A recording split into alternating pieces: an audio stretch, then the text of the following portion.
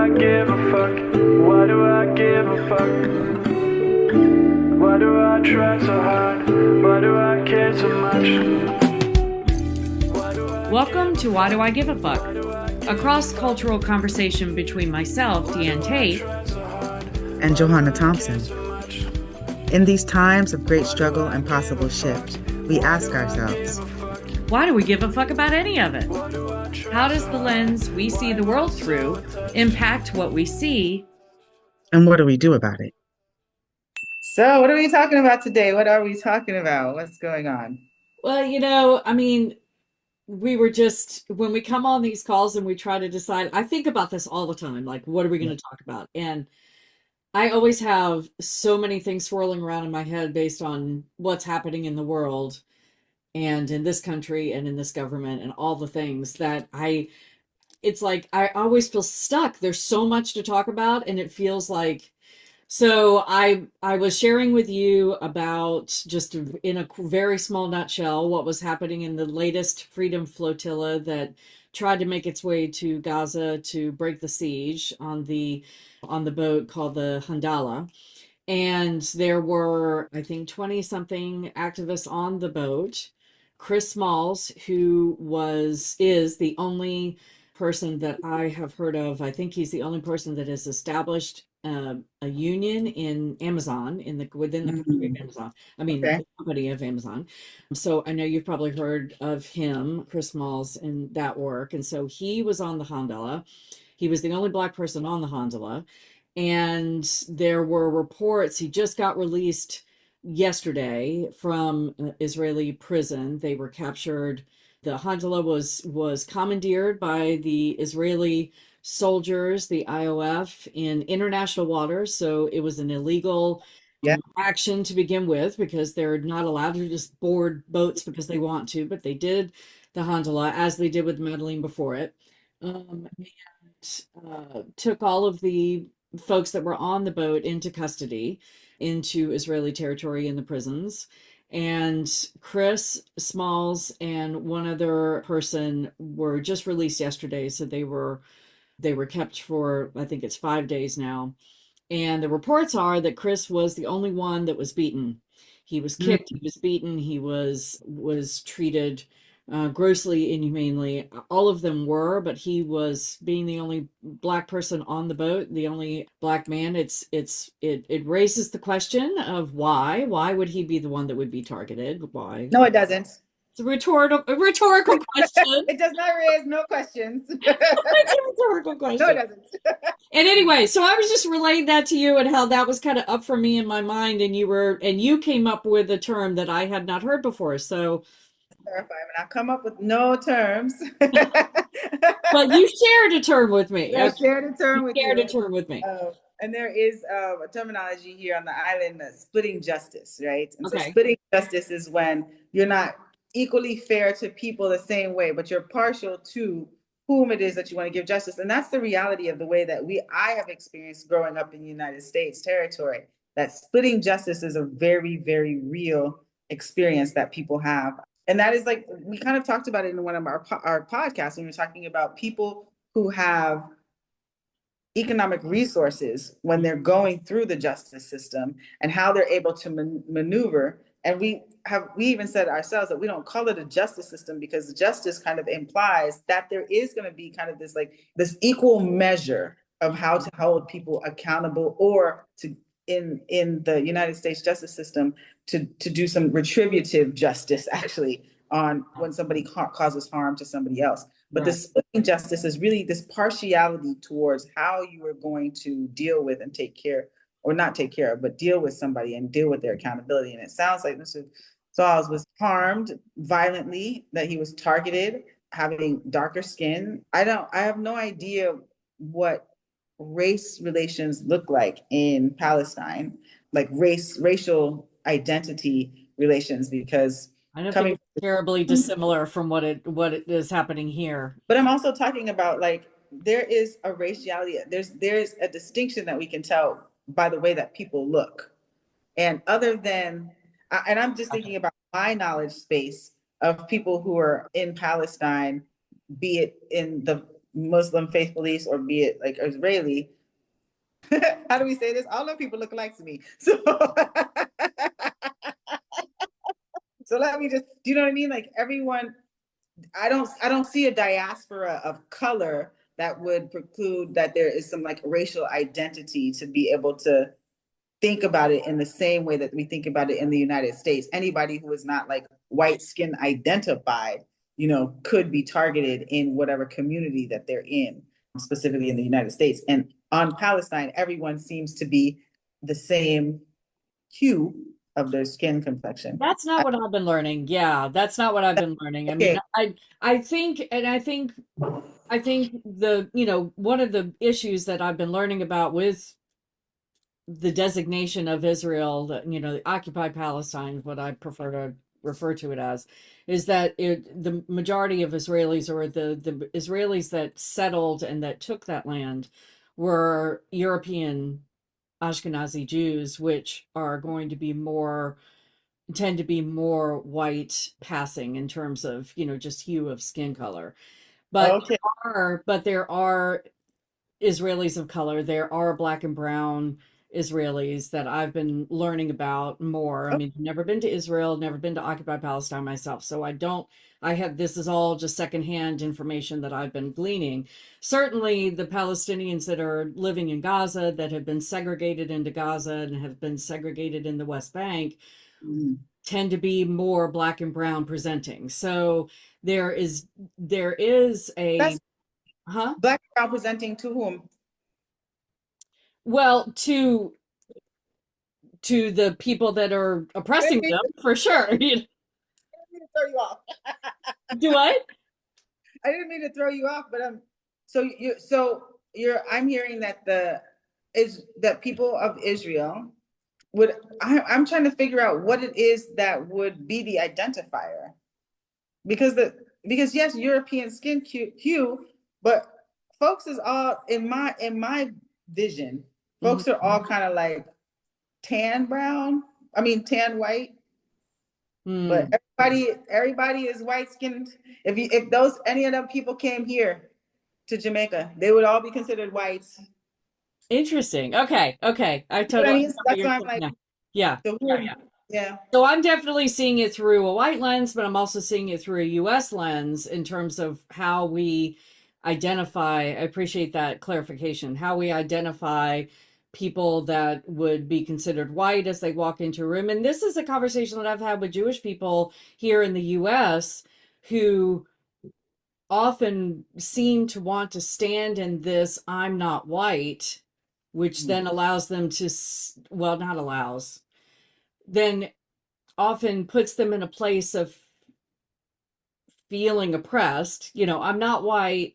I'm like, let me give an example, because I'm stumbling on my words. So when I was living in Charleston, South Carolina, and the Tree of Life massacre, the mass shooting at the Tree of Life synagogue happened. Of course, Charleston is where the Mother Emanuel shooting happened in 2015, and there were all sorts of vigils and comings together and gatherings to mourn the loss of those 9 souls and that kind of thing. And then fast forward to when the Tree of Life happened, I went to a vigil in the center of Charleston, just down the street from Mother Emanuel, to honor the victims of the Tree of Life synagogue massacre. And the first thing I observed were how many people that were there that I never saw at any of the vigils for the Mother Emanuel victims. That was number one. Number two, I was holding a sign. Sorry, split justice. Right. Justice. So then I was holding a sign that said something to the equivalent of, "This isn't about," I don't remember exactly what the wording was, but essentially it was saying that this was about allowing white people, because it was a white man that did the shooting, allowing white men to have unfettered access to guns was the shtick of my sign. And I had several people before the vigil started come up to me and angrily say that my sign was wrong, because they wanted it to be about the fact that they were Jewish, that they were the persecuted ones, and that they were the ones that were being murdered. And that wasn't the point of the sign. At the time we were having lots of, conversations. I don't remember exactly what year it was. It was pre-COVID. But we were having lots of conversations about, the demographic of the people that tend to do these shootings and their access to guns. So, but I thought it was so interesting that not only so many of those people didn't bother to show up for Mother Emanuel, but they then wanted to stand on this, we're the persecuted ones because we're Jewish. And I don't mean to be minimizing for anyone that's listening that might be of Jewish faith, it's just it's a tug, it's a pull, right? And so I realize that I'm seeing this through a white lens, where in the US, where, anybody that's might be Jewish but has the same kind of physical hue as myself, when they walk into a room, they enjoy white privilege, whether they're Jewish or not. and but I guess I'm acknowledging that I've had pushback from Jewish people before who have said, no, we're Jewish, so therefore we're persecuted just like other marginalized communities. And it's a tricky one for sure. It is a tricky one, and especially when you sit outside of holding whatever identifier somebody holds. Right. What I mean, because I have had conversations with people of Jewish faith who do feel persecuted because they can be very Anglican, white presenting until somebody finds out they're Jewish. And in workplace, in whatever structure, United States structure that they're falling in. And then when they find out they're Jewish, there is this stigma that's attached. There is this othering that is attached to being of Jewish faith. So that is an experience that I acknowledge, that people are having. And in that, not knowing what that feels like to begin with white privilege until you really allow people to know who and what it is that is your faith base and again, that's splitting justice. That does speak to this white Anglo-Christian ideology that is the undergird of how the United States exists. Though we know that the United States is a melting pot of people, belief, ethnicity from all over the world. But the split justice is that if you fall into what's not the status quo, but is what is the perceived status quo of this like white Anglican destiny, then you're outside of that and you are marginalized and persecuted just because the institutions and structures are set up to support and uplift that specific identity in the United States. And that's what I'm experiencing, even though I'm not on the land in the same way, but I'm experiencing they're trying to return to that being the standard status quo. So you can exist in the United States having some other identities and experience persecution. Your persecution levels are going to be according to what your proximity to that white Anglo-Christian existence is. And the closer you are to that. So even if you are a person of Jewish faith, but white presenting, it is going to get you in the door. And then you might like be uncomfortable and struggle or work twice as hard to prove yourself to like meet standard. And that is when we're talking about this understanding of splitting justice, it is that you are supporting and favoring a specific group of people over. And hearing, I wanted to go back and for you to give an explanation of when you're talking about the next freedom boats, because people might not listen to before, but what's happening with people going over to stop the siege? So I think there have been two, but there may have been maybe one more. They're calling themselves the Freedom Flotilla, and they're boats that are carrying nothing. They have no arms on them whatsoever. They have nothing except baby formula, diapers, just, whatever they can fit. That it's not a big boat, It looks like a sailboat, maybe 50 feet or something, 60 feet. I don't know exactly what the dimensions of the boat are, but it's not large. And they usually take off from places like Malta and other places, and they sail to Gaza with the intention of, multiple intentions, not only to try to get there and distribute the food and the resources that they are bringing with them, which is only as much as they can fit on the boat, but also to raise awareness of the siege and to continue to raise it's often people that are activists, well-known. Greta Thunberg was on the last boat, the Mandalene, that was also, commandeered, and the people were abducted into Israel from international waters, which is itself wrong, is itself a war crime. You're not supposed to commandeer a boat in international waters, but Israel has done that at least twice. And so this is an ongoing campaign to raise awareness. The more high profile people that are on the boat, the more exposure the action gets. It's a concept of direct action, but their hope is that they would get to Gaza and be able to distribute the food, but that hasn't happened yet. They keep getting commandeered in international waters. So I'm sure there will probably be another sailing behind that. I don't know who will be on it.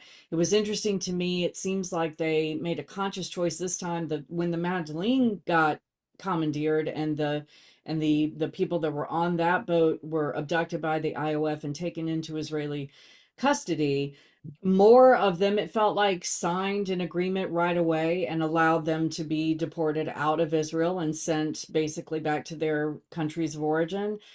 It seemed like there were more of the folks on the flotilla this time on the Handela that had maybe made an agreement to not sign those agreements immediately, to stay in custody, to raise the awareness. And it felt like there were more United States citizens on the boat this time than there were last time. And I'm wondering if that was also intentional. There's But been national delegation. yes, international delegations from several different countries, European countries as well as others. And, Chris Miles is from New Jersey. So in the past few days that he was being held in the Israeli prisons, being harmed, there have been many, many campaigns, call writing, phone calling, and email writing campaigns to Senator Cory Booker and the senators and the representatives from New Jersey specifically, and crickets from Cory Booker. I mean, he just recently got all of this fanfare for standing on the Senate floor for however, broke some record or something with his filibustering and talking about all the things. And then one of his constituents is arrested and commandeered and abducted and beaten by the IOF, and he doesn't say a word because he's so deeply in the Israeli pocket. So it had multiple levels of raising awareness. This, for at least from my perspective, with this particular flotilla. So we'll see when the next boat. Wouldn't it be wonderful if all of the countries that were represented by these activists would send maybe 10 boats each, and it was actually a flotilla, not just one boat at a time. Wouldn't that be amazing? And I saw a video of humans from Egypt who were filling water bottles with rice and beans and lentils and all kinds of things and throwing them into the ocean. And some of them made it to Gaza, and some of the Gazans actually got those bottles and were able to cook those beans. I mean, it's just insane the amount of disgusting things that are happening right now around the forced starvation and and I saw a video of an American soldier who was having a conversation with one of our senators. He was just recently over there, supposedly as part of this humanitarian aid push that has just happened in the past couple of weeks. And so there are American soldiers that are at these aid sites, and he is testifying that he was told by an Israeli soldier that he was supposed to snipe children who were at the aid center and wouldn't leave when they were told by the IOF was in his ear saying, get those children out of there, get those children out of there. And then he spoke in Hebrew to one of his fellow soldiers, or maybe his commander, and said that they wanted him to kill the children. And this particular officer didn't speak Hebrew, so he didn't know what he said, but another of his cohorts did, and he just said he wants you to kill. So now he's back in the United States and he's testifying that this is what's being asked for. It's unbelievable to me how hard they have to work to get people to believe that this is what's happening when we can see it all with our eyeballs. So anyway. I mean, and it's who it is that we are favoring, right? Like, and identifying like whose justice is the standard with which we are making decisions on how to hold people accountable. That's so hard. Pause on babies being targeted who are trying to get services. They've been That's shooting children in the really head. They have horrendous. Yeah. sniped children in the head. I mean, there have been doctors in the last remaining medical facilities in Gaza who have been testifying about they've never seen so many headshots and body shots to the heart in children before ever in their lives. And the level of harm that's happening not only to the humans that are being shot, but the humans that are having to care for them and the families that are being, torn apart. And it just, yeah, it boggles the mind. So when you say, what do you care about and what do we want to talk about? I'm like, this is all my head is filled with all the time. And it just, yeah, it feels like this massive mountain avalanche of harm and destruction.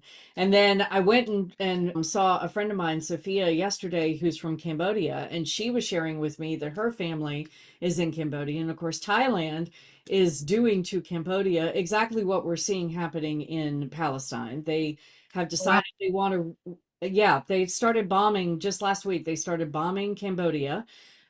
They made up a story. So this is what's interesting. God, the playbook is so well written. So my friend Sophia was telling me about what her understanding of what happened. Her family is in Cambodia. She's originally from there. She moved here and is now a US citizen years ago, but of course and then her partner in this business is also from Cambodia. She's there right now. She went there like the day before the bombing started.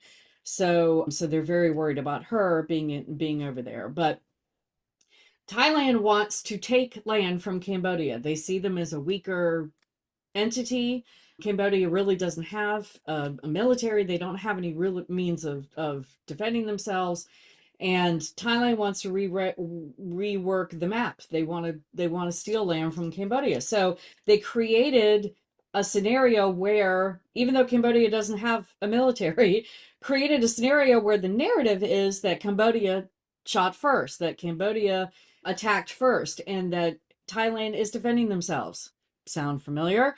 And so they are bombing Cambodia indiscriminately, and they're also using chemical weapons. So not only are they bombing the humans that are being affected by the bombs directly, but they're using chemical weapons that is then going to poison the soil and the water and the air, which will then kill more Cambodians, secondarily from the original bombs being dropped. So all of it sounds exactly like what we've been seeing happen in occupied Palestine for the past 2 years and longer.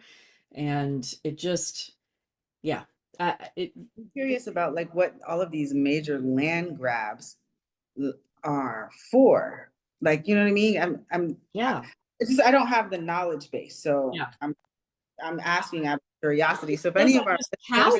Yeah, I mean, it is power, but is it like the systems of trade? Because all of that is about to shift. I mean, we're seeing this, it's already in the beginnings of the shift towards like kind of this like digital economy that we're moving through. And I don't know what that looks like for products going through Cambodia, or like what is the land grab need and the actual removing of human life yeah. for that land grab. Like I'm just, I don't know. I have no knowledge base of it. I'm trying to have an understanding of what is to gain, because what is to gain if you're poisoning the water, if you're killing off the people there, and you take up the land is going to do what for you? What does the land do for you after you've ruined? You've ruined it. Yeah, yeah, I know. So yeah, I don't know with regard to Cambodia and Thailand. I am not educated enough to speak directly to it, but based on what I was hearing from Sophia, who's from there and whose family lives there still, they don't know. They don't have any they're like, why do you need to rewrite this? We're living next to each other. We don't have, Cambodia doesn't, we don't have a military. There's really not a whole lot for you, except it, like you just, to your point, if you want to grab this land and you want to take over this land because you want to make your map, your land stores that you say that you own bigger, then what's the point of ruining it before there's no logic to it, and that's why I say power, because to me, that's the only thing I can the bigger our land grab. I started watching, my partner and I started watching this show on Hulu called Sitting Bull, and it's a historical account of the indigenous leader named Sitting Bull, and it's going through the whole manifest destiny concept, and how the colonizers and settlers pushed into the West and decimated the indigenous populations. But all of it is just so fucking familiar, excuse my friend. It's all the same goddamn thing. And all it is just about taking more and taking more and taking more. And who cares about the people that we're displacing and killing and wiping out? And I, I mean, Mm-hmm. white supremacy is the thing that I always fall back on, but I don't know what else to say Capitalism. to it.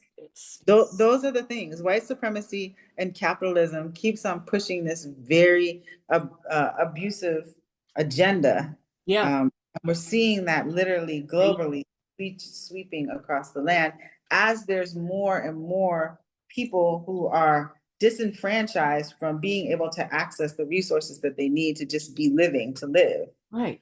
Just want to live. Just leave them alone. And that's exactly what Sophia said to me yesterday. Just leave us alone. We're not hurting you. We're not harming you. We don't want anything to do with, we just want to live in peace. We just want to be next to you and live in peace. And you've said that, and yeah, I'm preaching to the choir, I know, and I know I sound exasperated, like I just That found is this out, and I didn't. I just, you're getting all my pent up frustration and just the similarities behind all of this stuff. When will humanity learn? And it's when people wonder why, when white people wonder why they're all of a sudden waking up, and I'm one of those people, all of a sudden waking up to just the insidiousness of whiteness and how it destroys everything it touches, including the people that look like me. It's like,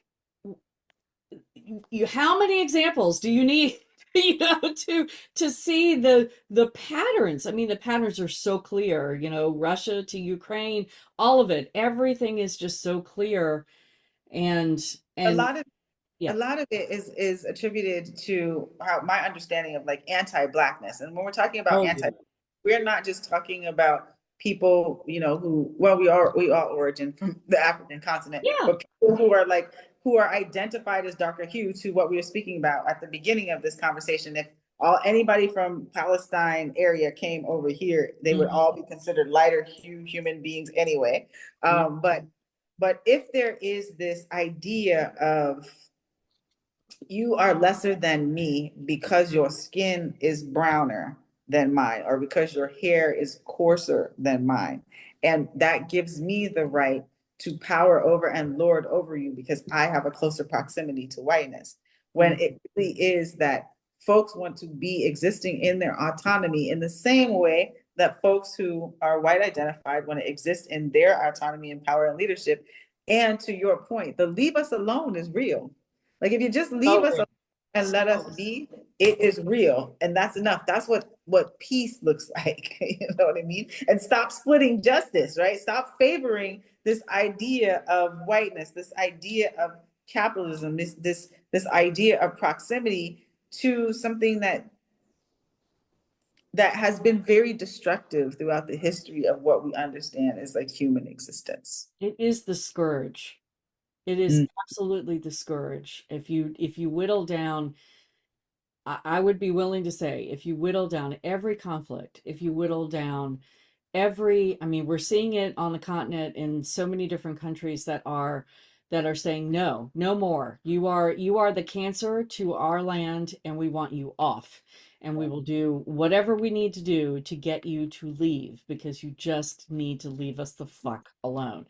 And Yes. I just, it is, I'm so grateful that you and I have the relationship that we have, and that you are willing to sit here and listen to me rage about this stuff that's so obvious to you, because I know it, but when I see it over and over again being played out, and then I have conversations with other people that look like me that are clueless. I mean, I know I was clueless for a lot of years, so I'm not saying that I'm any better than anyone else, but it's just so fucking obvious. I don't know why. other people won't. It's If not- you're able to, it's obvious when you're able to see it, Mm, when you're paying attention to it, right? Or and you don't start doing that until you become impacted by it. right.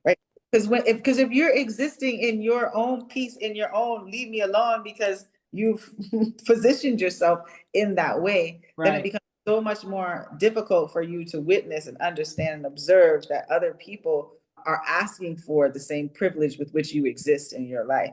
And yes, this is real. And the other thing is that it's important to have these conversations, and it's important to have these conversations coming from you, because those of us who have been marginalized we are on the receiving end. So it gets to the point where it's like, when are y'all gonna figure yourselves out and start having We're gonna get our shit together. Yeah, because figure it out? you're just Because living. we already know it. So we already Yeah. we live it, we exist in it. So yes, there needs to be these more of these conversations, and people within their capacity, I have to say that, taking time to work through, to get through an understanding, and to be able to communicate to their community of people how you're experiencing and what it is that you're witnessing, so that folks can then become more aware. Yeah. Well, I hope that some people listening to the sound of my voice might have learned at least one nugget that you want to take and expand on and open up. And, I'm learning every day. I continue to learn. I continue to put myself in the place of trying to understand better all of these things that have been right here all my life. And, and my head hasn't exploded yet, except for exasperation. So if I can do it, you can do it too. So yeah, we all can do it. We all need to be doing it, and continue to be aware of what's going on around us and how people are being impacted. 100%. Yes. Why do I give a fuck? Why Thanks do for I joining give a us. fuck? Until next time, as you move throughout your day, continue to ask yourself, Why do I give a Why Do I Give a Fuck is produced in collaboration with Johanna and Deanne. Music by Norwegian musician Water. much? See you next time. Why do